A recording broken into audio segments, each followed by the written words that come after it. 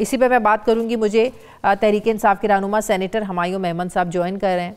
अस्सलाम वालेकुम, बहुत बहुत शुक्रिया हमायूं मेहमद साहब आपका। हमायूं मेहमद साहब, कितने आप लोगों के उम्मीदवार थे लगभग जो कागजात नामजदगी अभी तक जमा नहीं करवा सके? फुटेज तो हमने दिखाई जिनमें परवेज़ इलाही साहब की अहलिया शामिल हैं, और भी आप लोगों के जो लोग हैं उनके घर वाले जब जा रहे थे, हमने देखा उस्मान डार की वालदा को भी मुश्किलात पेश आई। कितने आपके उम्मीदवार ऐसे हैं अभी भी जो कागजात नामजदगी जमा ही नहीं करा सके? बिस्मिल्लाहिर्रहमानिर्रहीम, शुक्रिया जी। इसमें सैकड़ों ऐसे हैं, मैं आपको बता देता हूं। जब हमें इस चीज का अंदाजा हो गया था कि ये पाकिस्तान तहरीक इंसाफ के साथ बिल्कुल एक सुतेला ना तो दूर, मतलब ये सुतेला सलूक भी शायद छोटी बात हो जाए, ये तो दुश्मनी से भी बढ़ के कोई सलूक किया जा रहा है। ये तो कोई इस किस्म का सलूक किया जा रहा है जो शायद एक मुल्क अब दूसरे मुल्क के जो दुश्मन होते हैं उनके साथ भी इस तरह ना करे। और मुझे समझ नहीं आती कि ये क्यों ऐसा कर रहे हैं। क्या पाकिस्तान मुस्लिम लीग नून इतनी, आप लोग समझते हैं कि अगर अदालती इंतजामी अदालती आरोज तैनात किए जाते तो ये रवैया नहीं रखा जाता?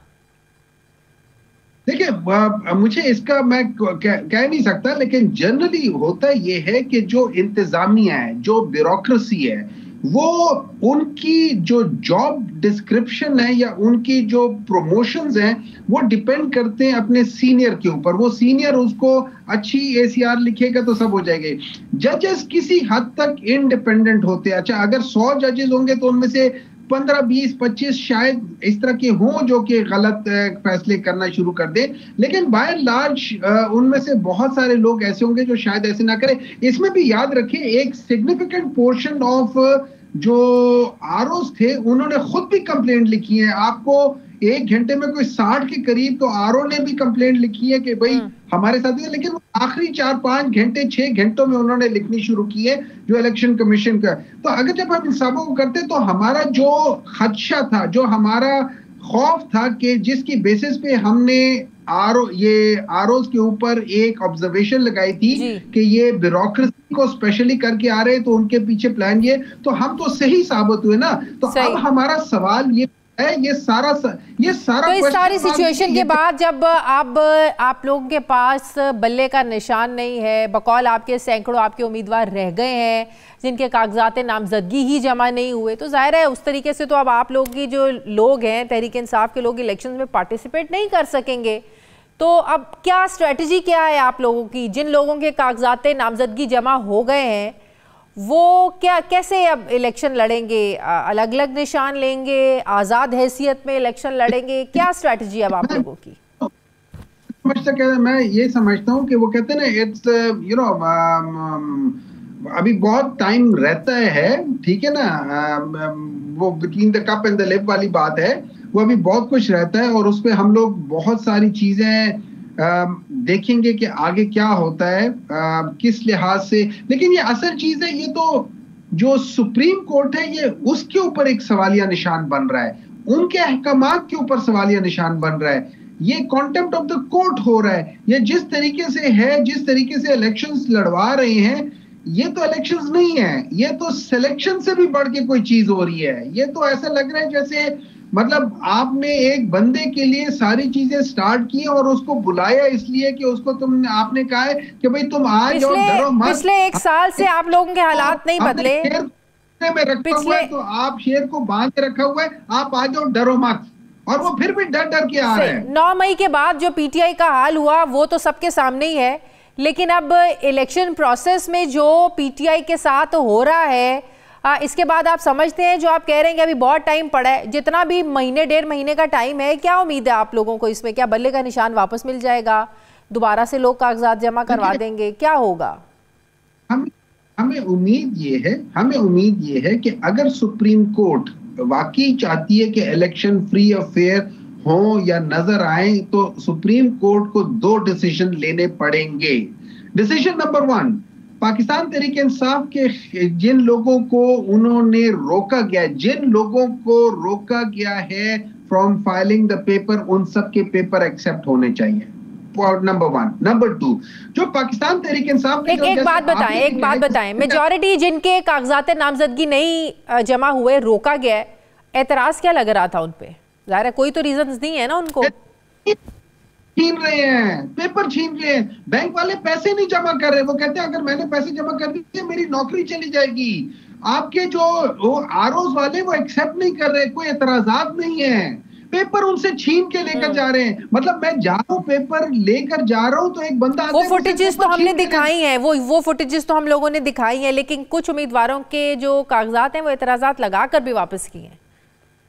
वो एतराजात अजीब से एतराजात हैं, मतलब मैं पूरे डिटेल में नहीं बता सकता, लेकिन उसमें कोई ऐसे एतराजात नहीं है ये चीज वो चीज फलाना चीज, कोई इस किस्म के एतराजात नहीं है जिसको प्रॉपर तरीके से आप कह सके। और अगर फर्ज करें किसी के एतराजात हैं और वो एतराजात इस किस्म के होते हैं कि भाई उसमें तुम ये ऐड कर लो या फलाना ऐड कर लो, वो समझ में आती है, वो हम ऐड कर भी सकते हैं, इंसान 1, 2, 3 घंटों में कर भी सकता है। लेकिन जो बड़े एतराजात हैं, चलो माना उनके एक्सेप्ट नहीं किए, तो मैं एग्जाम्पल देता हूं। केपी में एक सीट के ऊपर 15 पीटीआई के मेंबर्स ने अप्लाई किया है, क्योंकि हमने कह दिया कि जो अप्लाई कर सकता है अप्लाई कर ले।